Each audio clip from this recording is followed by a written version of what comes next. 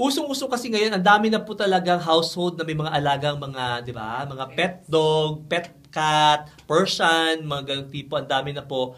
Sinasabi ko para makatulog tayo pare-pareho ng mahimbing.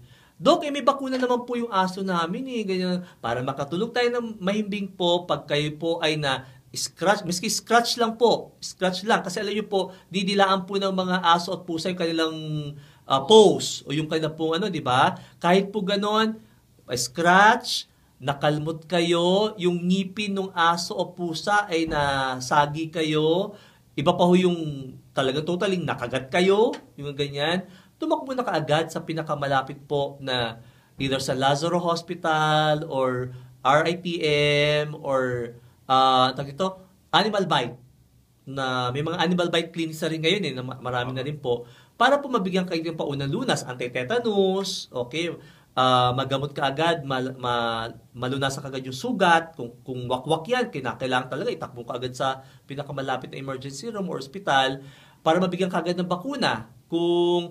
Kasi may bakuna po ang aso namin, kailan pa ho? A year ago. Baka mamaya palso na yon. So, dapat, para mabigyan ka agad ng pauna, kasi po meron naman pong may mga dates, no? Meron pong mga first day, tapos babalik after 3 days, may 7 days, 14 days, may 28 days, mga ganun tipo. Ang importante po, obserbahan yung aso or pusa ng 14 na araw. Okay? Pag nakita nyo po na matamlay na yung aso at pusa, patay na.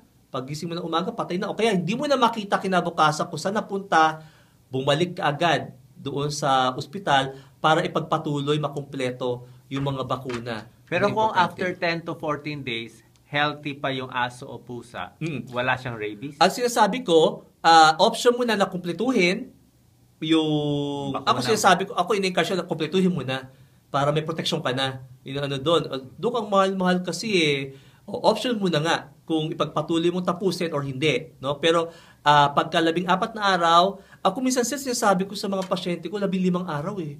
Kasi minsan doon sa ika-15 day, saka biglang nauulol eh.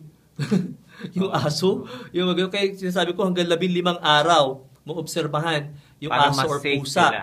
Opo, para pagka buhay pa, no? At ito pa pala. Kasi minsan pagka yung mga nag-aaway yung mga aso o kaya mga pusa, hindi mo na alam kung sino kumagat sa'yo doon.